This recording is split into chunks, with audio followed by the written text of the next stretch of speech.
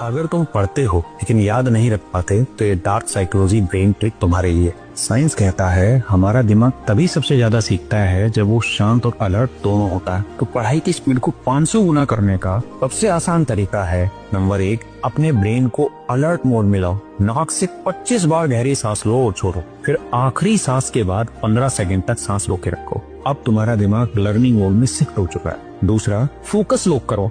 अपने रूम में किसी एक चीज को 30 सेकंड तक बिना कोई पलक झपकाए देखते रहिए। जब आंखें एक जगह टिक जाती है तो दिमाग भी वही फोकस लॉक कर देता है। 3 नंबर, माइंड को माइक्रो ब्रेक दो। हर 5 से 10 मिनट में 10 सेकंड के लिए सब कुछ छोड़ दो, कुछ मत सोचो, कुछ मत करो। यही वो पल होता है जब तुम्हारा दिमाग पिछली पढ़ाई को दोहराना शुरू करता है। बस इतना करो, देखना पढ़ाई की स्पीड 500 गुना बढ़ जाए, क्योंकि याद रखने की ताकत तुम्हारे नोट्स में नहीं, तुम्हारे ब्रेन मोड में छुपी है।